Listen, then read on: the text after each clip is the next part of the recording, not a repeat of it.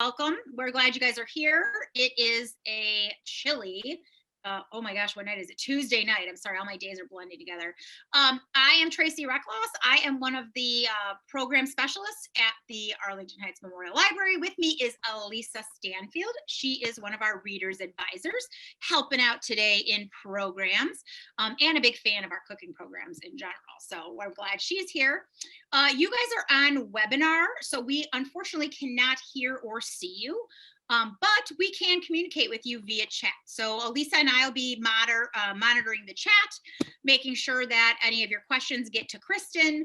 And we'll do our best to get to them in a timely manner, but just depending on where Kristyn is in the process, like we don't want to cut in on her, right when she's in the middle of something, real important. But then, she generally is really good about taking questions as we go. So make sure you keep those coming. And then at the end, of course, there'll be time for like a more official Q&A. Let's see what else. Maybe about 5-10 minutes into the program, because we have a lot of people. I think we're up to almost 130 people already, and usually people keep kind of filtering in. So maybe in about 10 minutes, I am going to launch a poll. That is just for our housekeeping stuff to know exactly how many people are watching from each device. And that just helps us for our statistics and that kind of stuff. The program tonight is being recorded. Whether or not it will be available is never really determined until after the program and until everything is kind of reviewed and that kind of stuff. But just so you know that, I don't think there's any way, and I know there's no way for you to be identified in the recording. So you don't have to worry about that, because we don't, us as the host, we get to see your name, but we don't, no one else will, and it's not kept as part of the recording. Let me see if there's anything else. I think that is about it.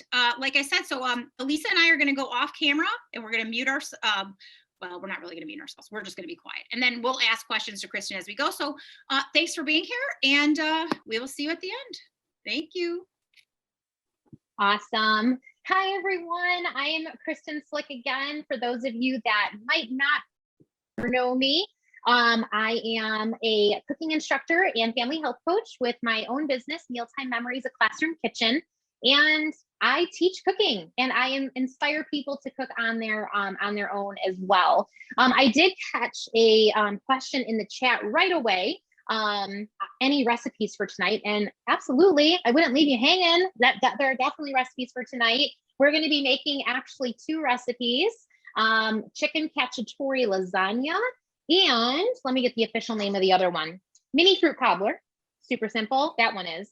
The cacciatore one is really fun because it involves some great cooking techniques, as well as me teaching you how to cook for 2. Just a little background if you don't know me. I am a mom of 2. I have a 10-year-old and an almost 8-year-old. His birthday is very soon. I'm married. I am a former junior high teacher, so I taught in the traditional classroom for 7 years.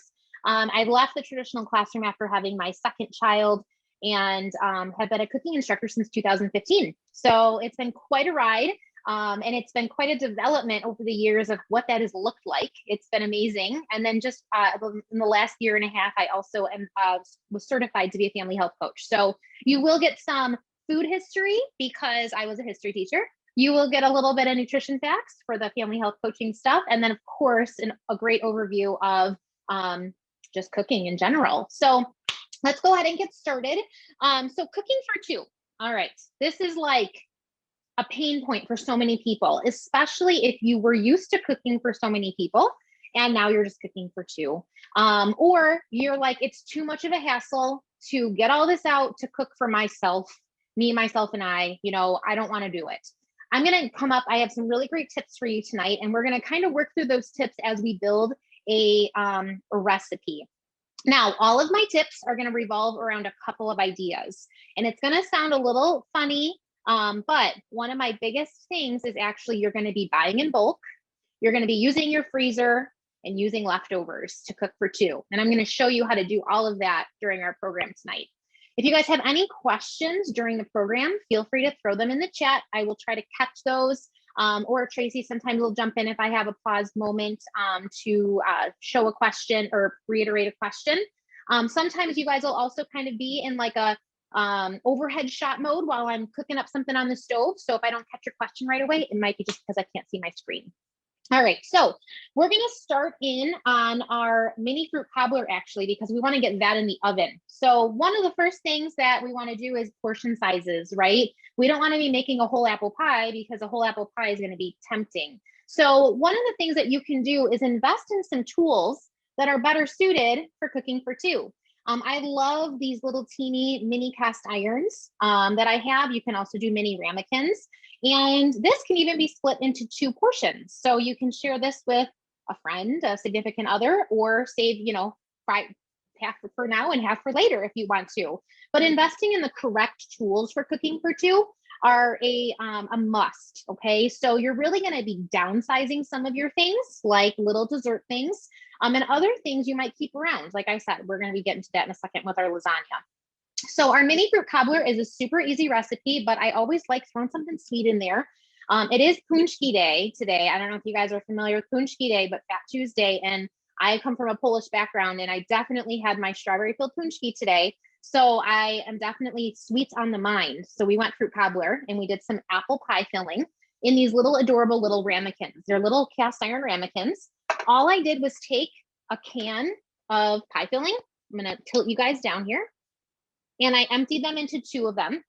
And what you can do is you're going to bake both of these off, and you can put one in the fridge and eat one for now. Okay. Now to the top of this, we're going to add a little bit of kind of like a biscuit topping, to not necessarily a, what's the word I'm looking for? A crisp, but we're actually going to kind of make like a shortbread topping almost. Okay. So what we're going to do is we're going to take a half a cup of self-rising flour.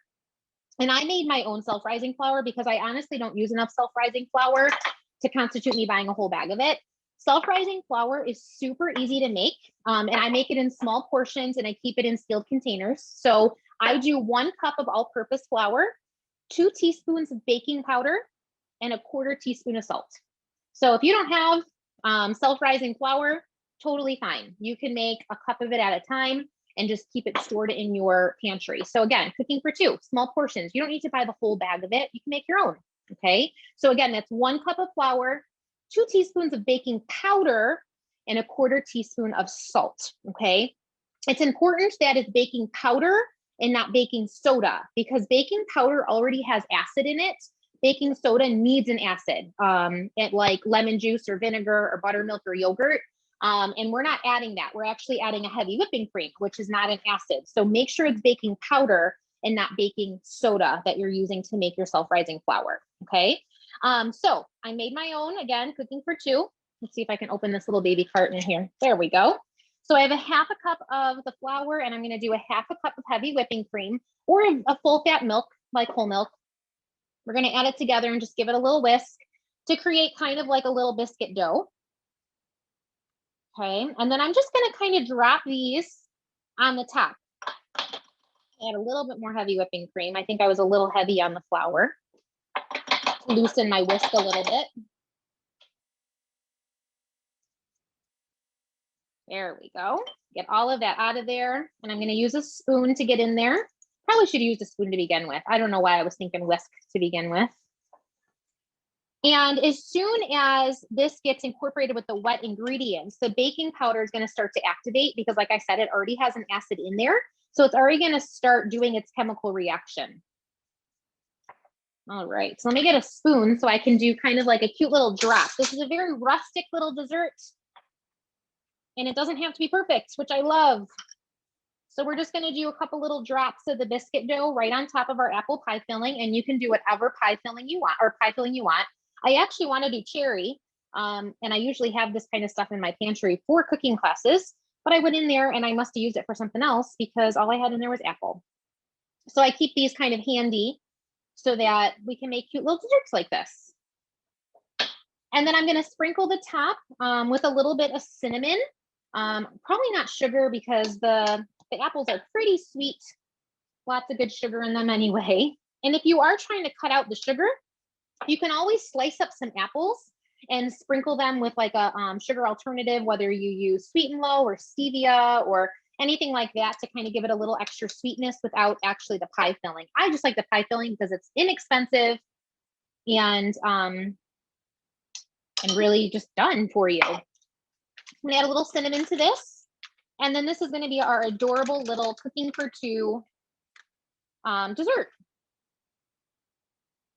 And again, the lesson here, use the right cooking tools, and you can make a lot of your own ingredients. You don't necessarily need to buy a whole bag of something in order to make a good dessert for yourself.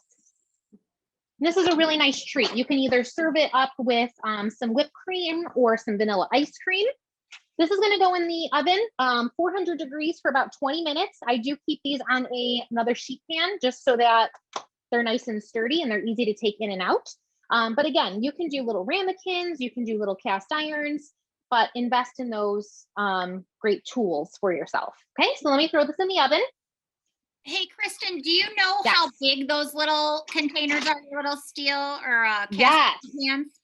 Yeah, they are 5.5 inches, and that's usually about the standard size for a mini size one, but they're 5.5 inch and they usually come in a set.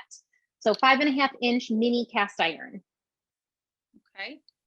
Yeah. Any other questions? There wasn't a question, just a comment, but one of our guests, and I think this is a great suggestion, said a good cooking tool for the topping would be a small cookie scoop. So I think yes, I actually was gonna. I have it sitting right here. I just wanted it to look really rustic and make you guys feel like you didn't need a lot of tools for it. But yes, a cookie scoop is a really great idea as well. You can definitely use that if you want it a little, neater looking. I like mine rustic and didn't want anybody to feel too overwhelmed if they didn't have a cookie scoop. But great suggestion. So I did have it out. Oh, we did just get another one. Did you spray the pans with cooking spray before?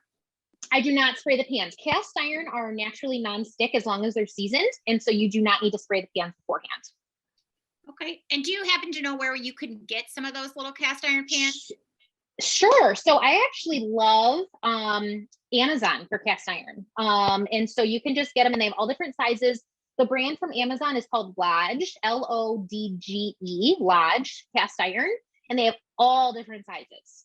Mine personally are from Pampered Chef and they sell a set of 2 of those. But if you want it like lickety split overnight because you want to make it like now, then Lodge brand on Amazon. Anything else that I missed? No, I think we're good for now. Fabulous. All right. So that's where we're going to start, guys. Those are baking. And we're going to I'm just really going to quickly clean up from that area because we have some Chickencacciatore lasagna to make, which might sound a little overwhelming considering we're doing cooking for 2, but I promise you the principle of this is how to get into the habit of cooking for 2. It's not necessarily that we're making teeny tiny recipes. We actually can cook exactly how we've always cooked before, just in a different, storing it and saving it in a different kind of way for later. And I promise you'll thank yourself later. Okay. So again, let me just clean up this stuff real quick. All right. So Chickencacciatore lasagna. I love this because it's not a traditional lasagna. It's something a little bit different. Chickencacciatore is actually a hunter's stew. And it actually originated in the 15th century in Italy. So Chickencacciatore was usually made of a wild game like pheasant or quail or rabbit. And it was created with tomatoes, and the herbs were usually like parsley and oregano, things that they could find out while they were store with them to make this really hearty stew while they were out on these hunts. Okay. So what we're doing with that Chickencacciatore is we're going to apply it to a lasagna that you guys are going to make a full recipe of, but then freeze it into portions. So I bought in bulk, freeze into portions, and then we're going to be able to spruce up the leftovers too, which is kind of all the principles of cooking for 2. Okay. So the first thing we need to do when we cook for 2 is use your freezer. Okay. So we're not going to make a giant 9x13 tray of lasagna. We're actually, like I said, investing in the right cooking tools. I actually bought these foil pans because I like using these in the freezer, but you can buy several of these regular aluminum pans if you want to reuse them. These are 8x8 or 9x9 pans. And I'm just going to create actually 3 separate lasagnas to be able to use over the lifetime of however much I want to eat lasagna. Okay. So when it's just the 2 of you, your freezer is a huge asset. It's going to keep you from wasting food and it will make it so you don't have to cook every night. So what you should do is refrigerate how much you think you'll eat in the next few days and then freeze the extras. Okay. In a few weeks or in a few months, you can pull it back out of the freezer and have dinner ready to go. And you'll thank yourself. You're like, oh, I love that Chickencacciatore lasagna. I wish I had more. Oh, guess what? I do have more.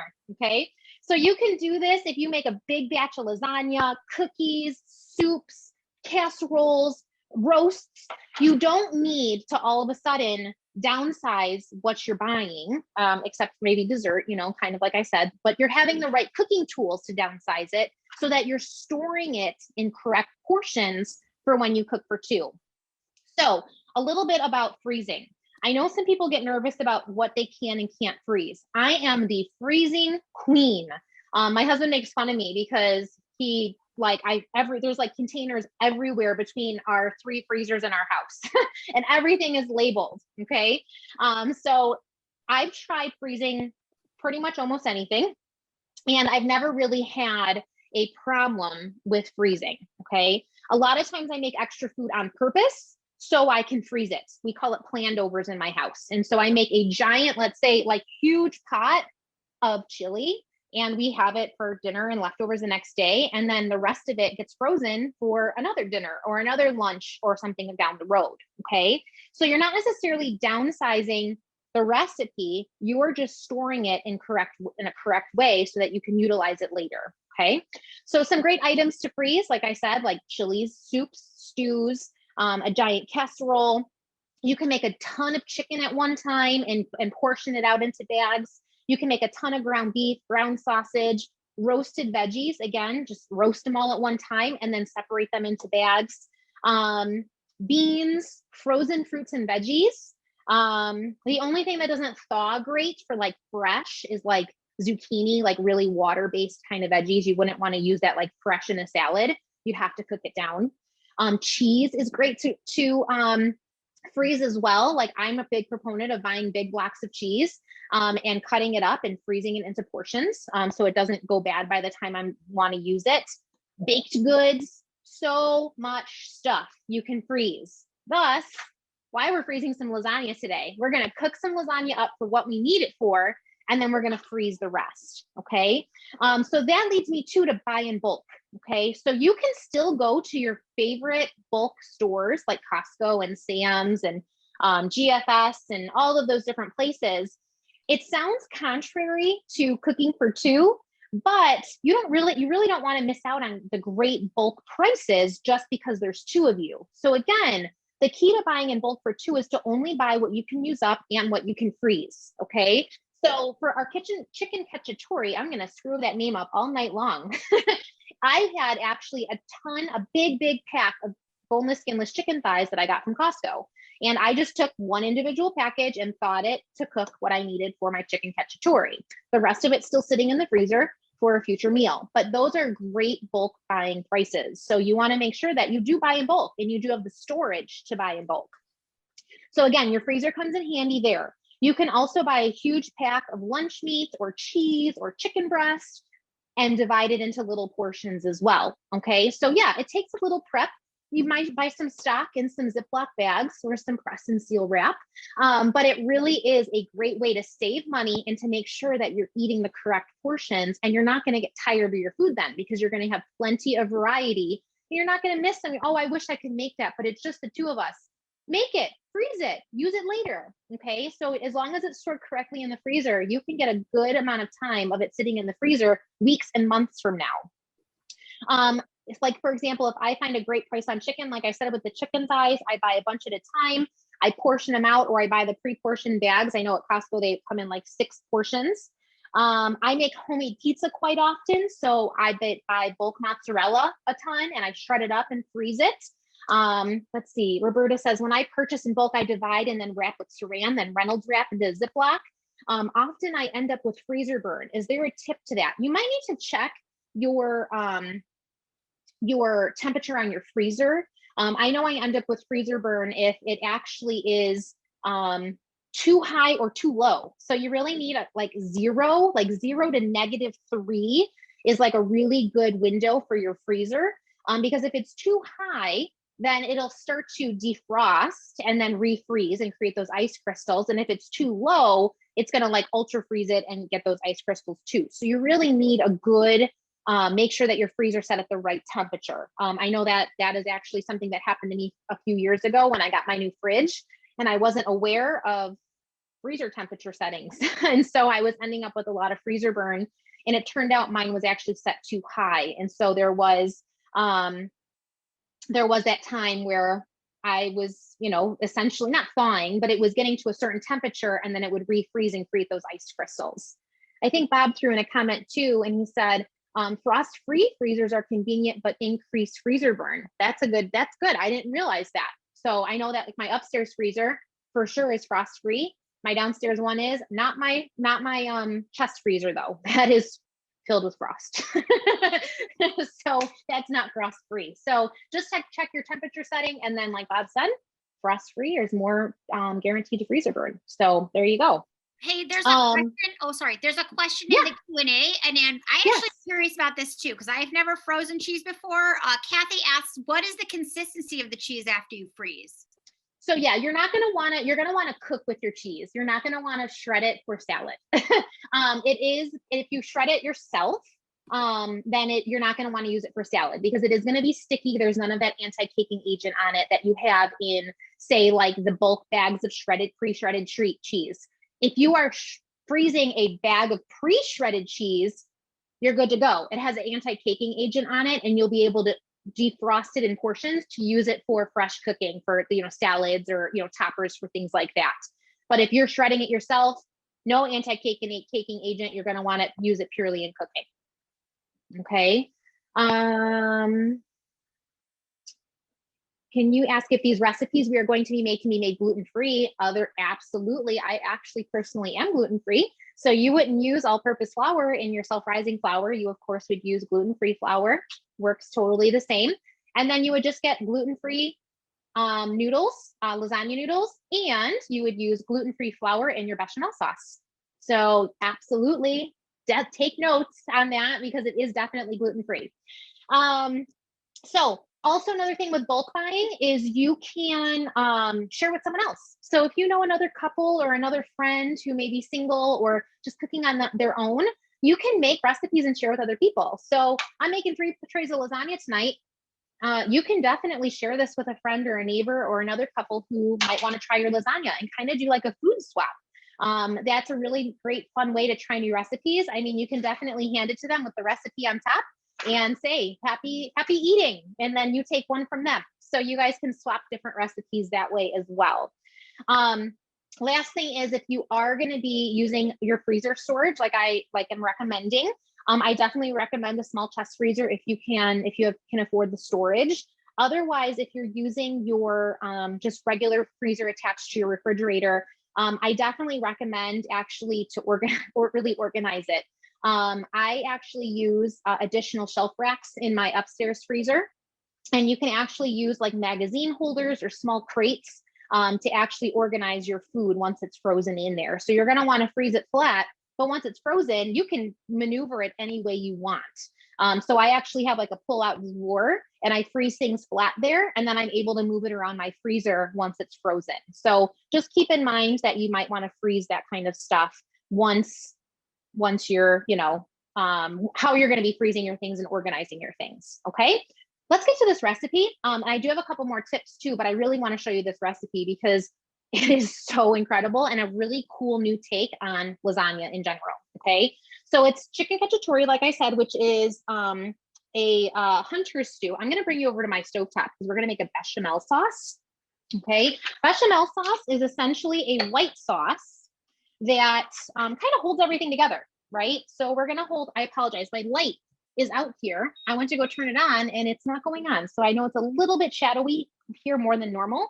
But if you can just bear with me, I'll do my best to make sure you guys can see everything you need to see. Okay. So that being said, a bechamel originated in Italy in the 1600s, and it actually is called bechamel because it was really adopted by French cooking. The original name is balsamella, which is actually the Italian name for bechamel. Okay. Bechamel sauce, though, is a white sauce, and it is kind of the glue of our lasagna. So instead of a ricotta, we're going to be making this. So I'm going to melt 4 tablespoons of butter here. I have a really, really pretty Dutch oven pan. I highly recommend, like I was telling you earlier, to invest in the right tools. I highly recommend you getting a Dutch oven, okay? Because it's a great way to make bulk cooking, to freeze it into portions. So stews and soups and like the I'm gonna say this wrong all night, guys. Chickencacciatore, big pot of that. So don't get rid of all your big pots. Keep a really nice pot or invest in a really beautiful Dutch oven, because Dutch ovens are great for stovetop cooking and can go right into the oven as well, okay? So don't get rid of your big pots. You still need them, because I'm not advocating for smaller, tiny recipes.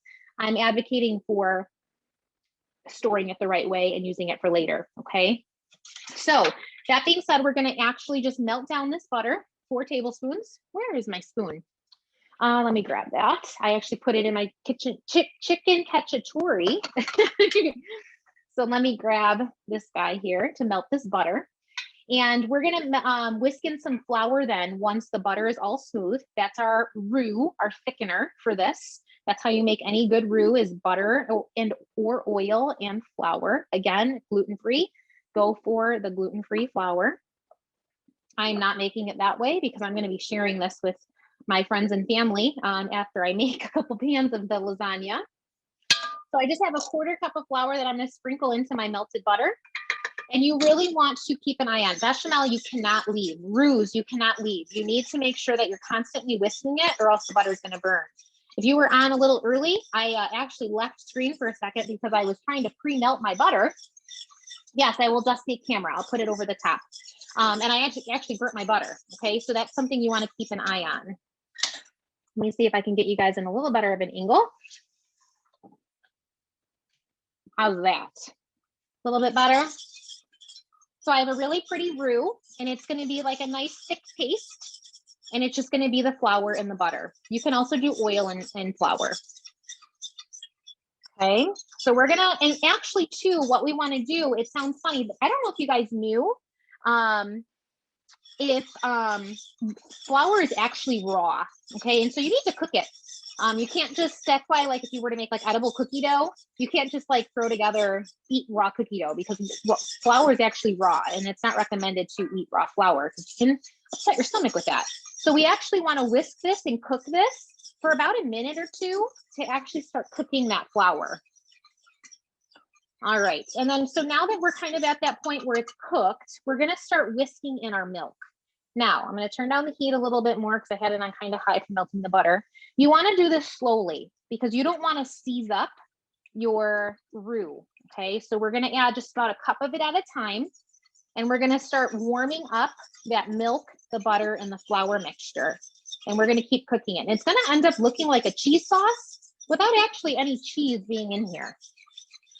Okay, so we're just gonna whisk this 1 cup at a time, and it's gonna start to get thick. So you're gonna see like it is the glue where the roux is doing the work, which is a good sign. And we're gonna continue thinning it out with some more milk. Again, a cup or so at a time. We're also gonna season this so that it makes a really, really nice lasagna with some bay leaf, some salt and pepper, and some nutmeg. So let me just get these lumps out of here. You can do this in a smaller saucepan too. I just like the higher sides of this guy, so I don't have to be so careful about my whisking and splash everywhere. So I really like cooking in this guy because he just contains everything I need. Hey, Kristyn, how much milk did you add? So we're gonna end up with 4 cups of milk because remember, we are making a full pan of lasagna. We're just spreading it across. So again, a cup at a time, but it is gonna end up being about 4 cups of milk in the end. All right, so let me start seasoning this a little bit with some salt and pepper. Chickencacciatore has a bay leaf taste to it, so you are gonna see bay leaf in here. Bay leaf is not something you want to consume. It can be upsetting to your system, but the flavor in there is really great. So I'm gonna add a couple of dry bay leaf pieces just to kind of get that flavor incorporated. And a pinch of nutmeg, not a lot. Nutmeg is pretty overpowering, okay? So it's really just a little pinch just to spice it up a little bit. And I'm gonna go ahead and add the rest of my milk as well. Finish whisking this, and it's going to thicken and simmer and come together. Okay. All right, so at this point, I'm going to actually walk away from this to let it simmer, because now at this point we have more liquid than we do the roux, and it can kind of start to thicken in its own without getting gluey and sticky to the bottom of the pan. And we're going to let those spices ruminate a little bit. Okay. So that's our bechamel sauce. Okay. And like I said, this is kind of a Sunday dinner kind of thing that you can make. But again, you're spreading this out across the week or the month or with friends and family to make still some of your awesome favorite recipes. All right. I'm going to move you guys back over to the countertop because we are going to start layering. And I want to explain to you how I did the Chickencacciatore part of it. Now, I had to do this ahead of time because it did need to simmer, okay? And any good Italian stew needs to simmer a little bit. So in here, we have some chicken thighs that boneless, skinless chicken thighs, which if you don't cook with those, man, not only are they budget friendly, but they taste so good. They are so good. And they are just flavorful and definitely more satisfying than a chicken breast. Okay. And you can't really overcook them. That's the other good thing, because they do have some fat in there, which is a great, like I said, great for satisfying your belly. So I browned some boneless, skinless chicken thighs in my same Dutch oven. I actually have two of these because I do so much cooking. I browned them, and then I seasoned them with salt and pepper, and I took them out. Then I added some finely diced onions and some garlic, and I kept cooking that a little bit. Added some rosemary and some bay leaf as well. And then I deglazed the bottom of the pan with some white wine, dry white wine. You don't want to use the sweet stuff because it'll change the taste of your sauce, and we don't want it kind of any of that acidic taste in there. We want really kind of a that dry white wine taste, which is not going to leave you like that sweet taste. You can also use chicken broth as well if you don't have the white wine. And you're going to scrape all those brown bits off the bottom, which is where all the flavor is. Okay. And then I added the chicken back in. I added some crushed tomatoes, salt and pepper, brought it to a boil, and let it simmer for like 30 minutes. Okay. So I did do this ahead of time just because there wasn't going to be nearly enough time to be able to fulfill the whole class, do this whole thing. And I wanted to cool a little bit too, because we didn't want steaming hot stuff going into our pans. Okay. It reduced for about 25, 30 minutes. And then what I did is I went through with some forks and I just shredded up the chicken, kind of crushed up everything that was in there so that we ended up with this really beautiful chicken stew mixture that really looks like kind of like I literally, oh, there's a bay leaf. We want to take that one out of there. I thought I got them all. So we'll take that out of there so we don't have to worry about putting another lasagna. I literally could like take a spoon and just like eat it because it just looks so yummy. Okay. So that is the Chickencacciatore part of it. I also did some lasagna noodles ahead of time as well, because we wanted to make sure that they were cool to handle. Now, if you've never made lasagna ahead of time, when you do the noodles, these are dried out just a little bit because I didn't have the top covered of them. You don't cook them all the way. Okay. So I cooked these for about 3 minutes, removed them and put them in ice water to stop the cooking process. And then I just laid them out on kitchen towels because I didn't want them sticking to each other. Okay. So I just laid them out so that I had something to mess with when I was assembling all of my little lasagnas. Okay. Let me check on my bechamel sauce back here. I'm going to lift you guys up so you can see me kind of in the back by the stove top. I want to make sure that it's simmering and thickening and not sticking to the bottom. Give it a good little whisk. It's looking really good. I'm going to turn up the heat a little bit just so that I can get it to a little bit better of a simmer, and so that it thickens with that flour. Okay. So then what we're going to do is, once our bechamel sauce is done, we're going to be taking a pan and we're going to be layering our lasagna noodles on the bottom. Now, my lasagna noodles are a little bit bigger than my pan because I did go with 8x8 pans. So all you need to do, because they're partially cooked, is you're just going to rip them. Okay. Or you can take kitchen scissors, or you can take a knife and you can just slice them to size for your pan. Okay. And we're going to do 3 or 4 noodles across the bottom. We'll layer our Chickencacciatore stew mix on top, bechamel sauce, more noodles. Okay. And we should be able to get a couple layers in here. So they're, again, not super thick. That's what I also like about these pans. It's not like a super deep lasagna pan, nice and thin, perfect amount to portion out for yourself or for you and another person without overdoing it, right? I did see a question pop up. Kristen, I can read it to you. Somebody is asking actually about the pre-cooked lasagna noodles and how do you think those compare to the ones that you cook? So the pre-cooked ones I've had mixed reviews with. Sometimes they're actually cooked too much already, and so then they're going to get real mushy when you actually bake your lasagna, because when we put this together, we're going to bake it again for like another 20 minutes to finish putting it all together. So sometimes those pre-cooked ones end up a little mushy. If it is convenient for you and you don't mind the texture, I'm kind of a pasta snob in the sense that like I need like a bite to it, a bite to my noodle, and I don't like mushy noodles. But if you're okay with that texture, then go for it. You can definitely buy the pre-cooked ones. Okay. And I did see somebody else ask a question about sauce on the bottom. And you're right. I got a little excited about telling you how to measure your noodles. I would put a little sauce on the bottom too. Okay. Because you want some, with these not being totally cooked through, you actually want some of that liquid to finish cooking your noodles in the very, very bottom. The noodles are going to kind of finish absorbing that sauce. So good catch. Thank you for making me go backwards. I got just excited about the cutting the noodles to size. No bake noodles. Let's see. So yes, put the layer of sauce on the bottom first before we put any noodles down. Are no bake noodles the same as pre-cooked noodles? I don't know, Tracy. That's a good question.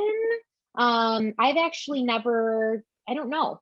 It was a question from the Q&A. I just moved it over. Gotcha. Yes. I think I know what they're talking about. I don't know what, I've never seen pre-cooked. I've seen the fresh noodles, and then I've seen like what they call the no bake, that come like where the regular dried pasta is. I think he was just wondering if those are the same. Oh, gotcha. I'm not actually totally sure because I normally only buy, I've seen like the fresh pasta ones and I've seen like the dry pasta ones. So yeah. I don't know if I've ever seen the no bake ones. Okay. And then greasing the pans, no, you don't, because we're going to put the sauce in the bottom. So that kind of serves as the layer of, because we're going to remember we have a lot of fat in the chicken thighs. So that serves as it's pre-greased. Pre-greased for us, okay?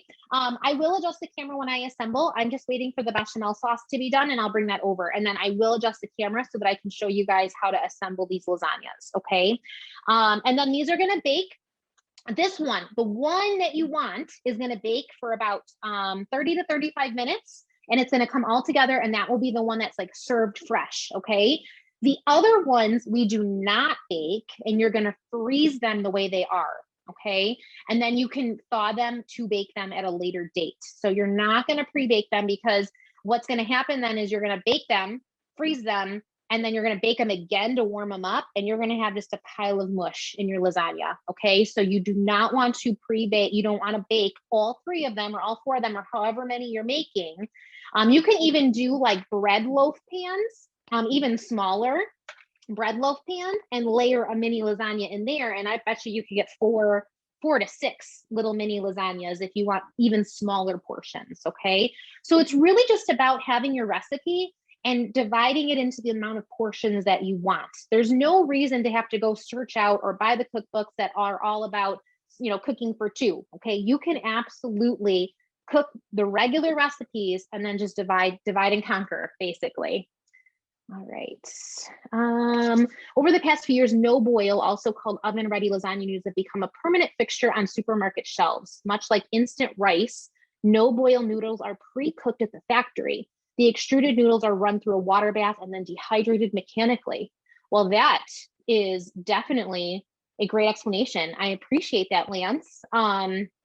So yeah, I've never personally used them. I've only done dried. And I've only seen and used one time the like the actual fresh lasagna noodles. The other question was, can you use chicken breasts instead of chicken thighs? You absolutely can. Chickencacciatore, though, is traditionally used with chicken thighs, okay, because of the hearty richness of them. Chicken breast, it might just end up being a little drier. Okay, that's typically what I have experienced in my cooking.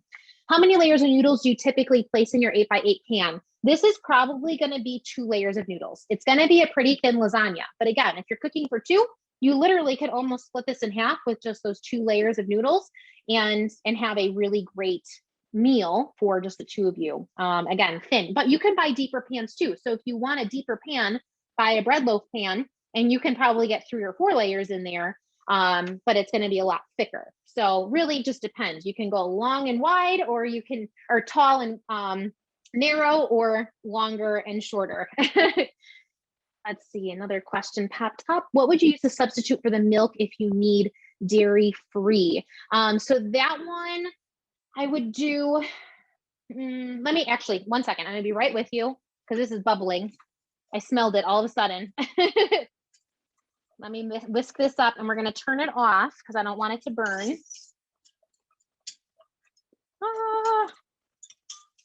So you absolutely can use like a coconut milk or an almond milk. Coconut milk might be the flavor might be a little much, but you can definitely use like an almond milk because you're using nutmeg. So it's going to be a nice nutty texture as it is. While I was back here, I smelled our awesome little desserts going as well. So here's our cool little adorable desserts. Aren't they fun? So perfect little portion to split or to enjoy on your own with some ice cream or whipped cream as well. And that cinnamon just kind of caramelized on top, and they're bubbly and yummy. Yummy. All right, so our sauce is off. I'm gonna let that cool a little bit to thicken actually a little bit more. So I probably, if I was going dairy free, I'd use almond milk for this one. Because again, you're using that nutmeg, and it's a nutty flavor, and that's totally great in lasagna that you normally get anyway. If using chicken breast, would you bake it for a shorter time so the chicken doesn't turn out tough? Actually, no, you would actually brown it the same way in your pot, same way I did with my chicken thighs. You would brown it, take it out, and it's simmering. It's going to simmer. So it's kind of like cooking in a nice slow crock pot. And it's enough to be shredded. So no, you don't necessarily need to, because it's not going to really be tough. It's not going to shred as nicely as the chicken thighs. The chicken thighs they come apart really easily, whereas the chicken breast might more need to be cut or used with kitchen shears or something like that, because it might not shred as easily just after about a half hour in the simmering on the stovetop. So it's just all about the shredding part of it. Does the filling of the cobbler go on last? The filling went in first. That was already in the skillet, and then we put the awesome little biscuit topping on top. Make sense? So that was already in the pan. I already emptied the can and put it in there. So I apologize if I felt like I skipped that step. All right, so we have our awesome lasagna here.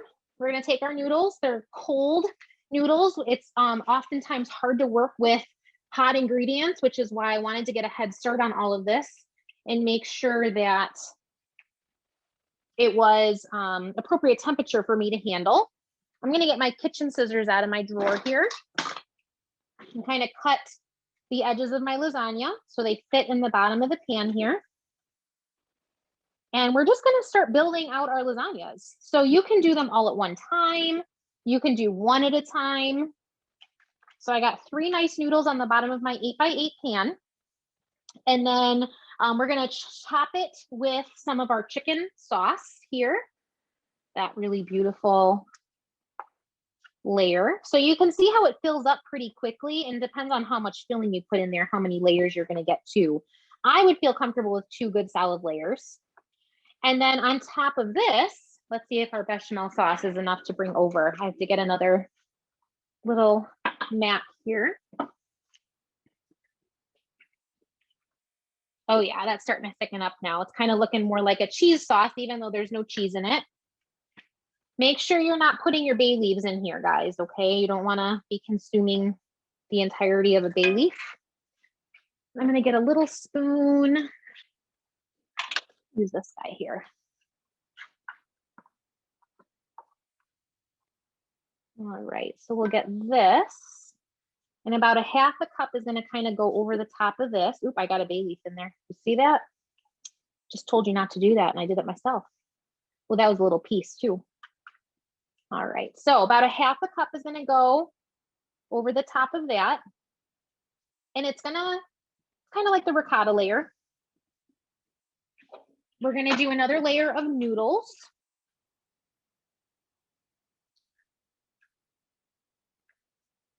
And you can see how this ends up being a really nice portion of lasagna.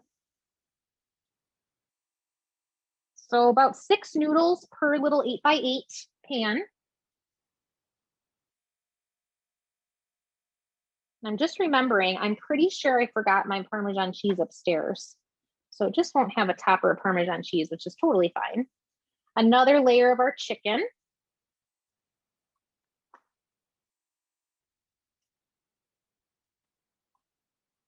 And then another layer of our bechamel sauce. And then at this point, since I'm kind of at the top, we can top this then with Parmesan and mozzarella cheese, and then it would bake in the oven. Okay, so if you want additional cheese, you can just throw that right on top of there. And then it would bake in the oven for about 25 minutes until the top is browned and it's bubbly. Okay, so again, it's just enough to bake to get that cheese browned and to finish kind of just cooking those lasagna noodles and bringing it all those flavors together. Okay, again, Parmesan, mozzarella on top, bake it for 25 minutes. Or if this was your second or third tray, which I can build one more for you guys while I go over a couple more tips, this would actually get wrapped up and laid flat in the freezer. So I really like to make sure I have room in the freezer to make sure that I have a place to put something flat to freeze it. We would not bake this before we freeze it. We would bake it after we thawed and put it in the oven to, again, finish it off for those 25-30 minutes with the cheese on top. I also like to make sure with lasagna that you let it sit for about 15 minutes before you cut into it. So then that way it's not a goopy mess. It kind of has a chance to resettle, reincorporate, and then you can cut it into your portions. Okay. So before I go into my last tip and a half that I have for you guys, I'll build another one. And if there's any questions, I'd be happy to take some more questions. Oh, yeah, we actually do. So we have a question. What temperature are you going to bake that at?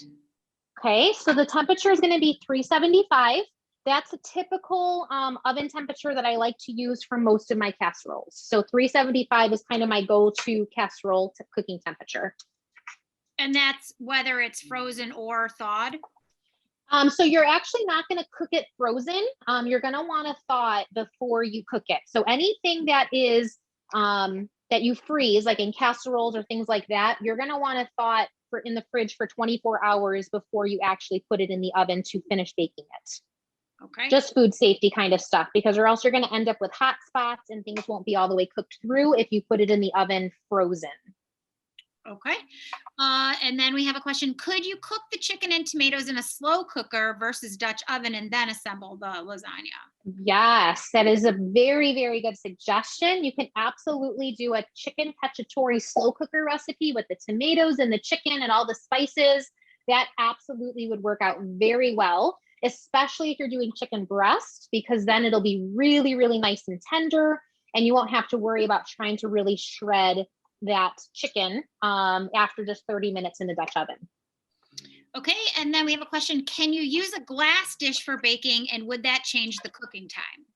So yeah, absolutely. You can use a glass dish. No, it should not change the cooking time. I actually, personally, if I use a glass dish, I like to lower it a little bit more because glass is not a fabulous conductor of heat, and so they end up with some hot spots. So I like to cook at a little bit lower temperature, like 350, but cooking time should be about the same. Okay. Just look for that nice bubbly cheese. Okay. When you are freezing portions, do you put the cheese on top or do you wait until it's ready to bake? You can do either. If I'm going all in to freeze portions like this, then I absolutely try to finish it so that I thank myself later. So I personally would put everything together as if it was being cooked that day. Okay. Okay, Kristen, here's one for you. I know Sure. this is a chicken recipe, but my daughter is a vegetarian. So what could I use to substitute for the chicken? You can, it depends on whether or not your daughter likes meat replacements, if she's good with that, or if doesn't mind if it's meat replacements. You can fill this up with tons of veggies. So you could do zucchini, you could do squash, you could do tofu, you could do all the different veggies that she normally would like to put into something, make it a little bit more rustic and not so crushed tomatoes.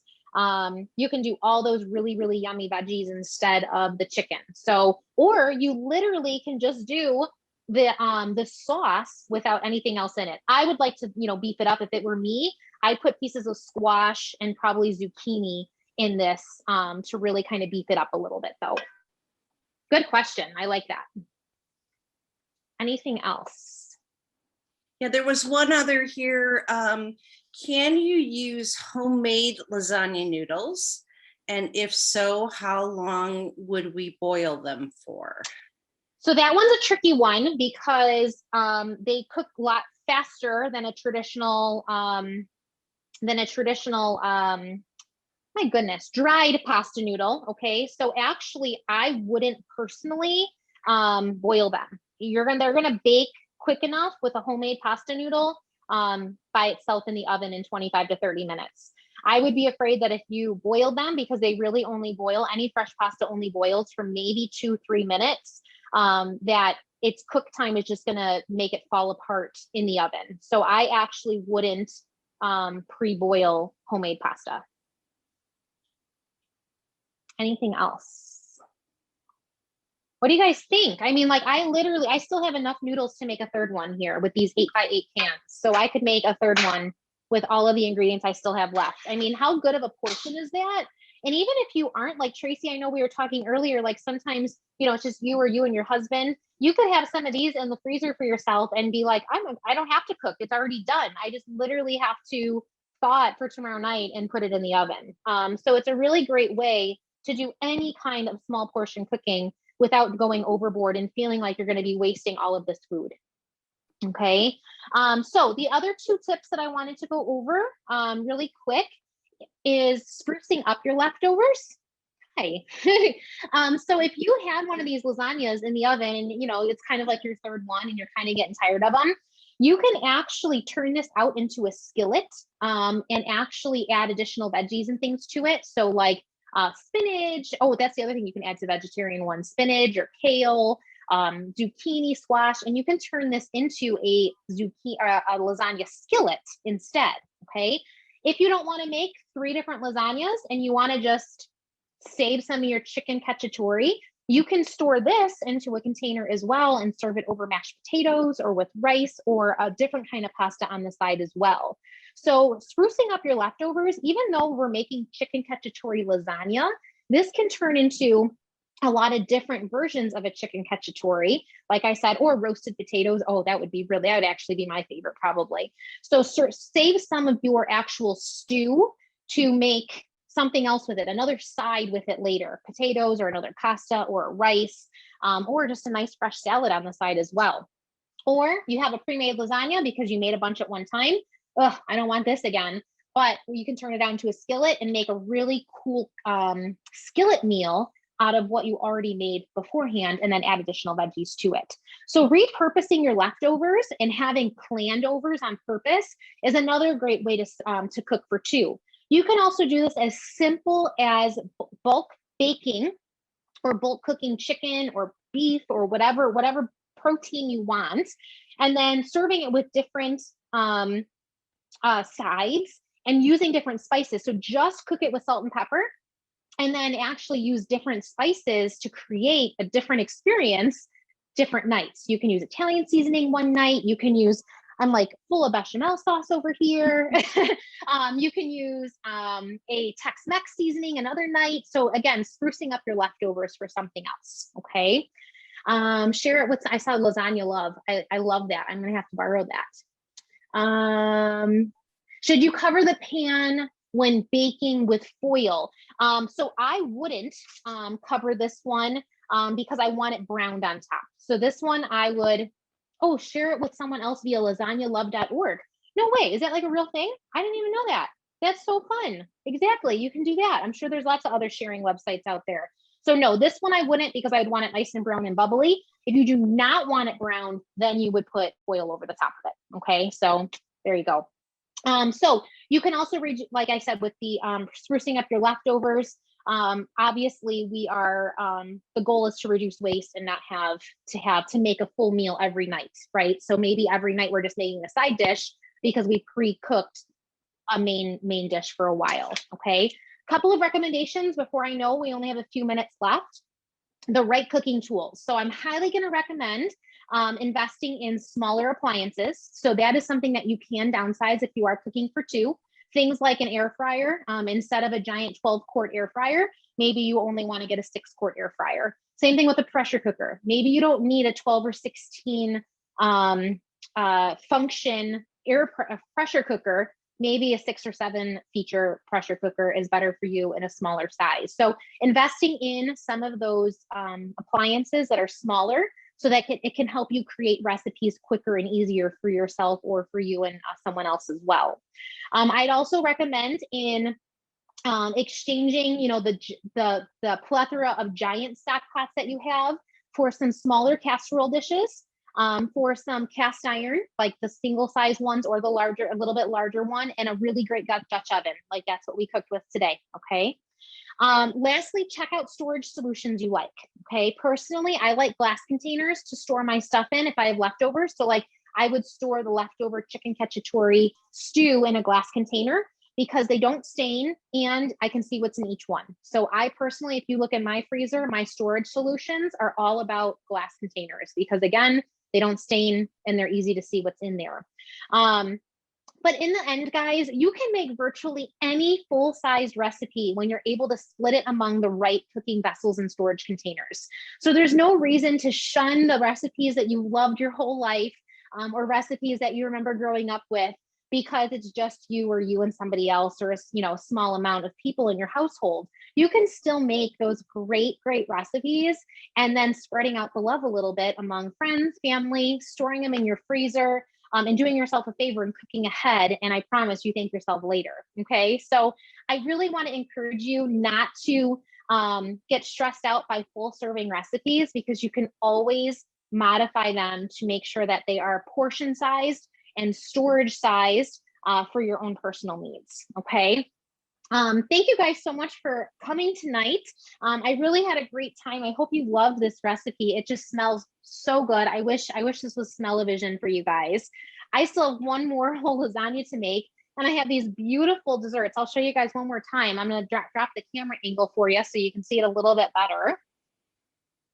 Let me grab those desserts so you can see it a little bit closer. So we had the apples on the bottom, and then the fun little shortbread topping with some cinnamon as well. Look at that. I mean, if I didn't already have a punchki today, I'd definitely be dipping into that. Were there any other questions that you guys wanted to chat about? The recipes are coming, I promise. For sure. The recipes are coming. I'm going to send them in about 10 minutes. There'll also be a survey attached if you could go ahead and answer that.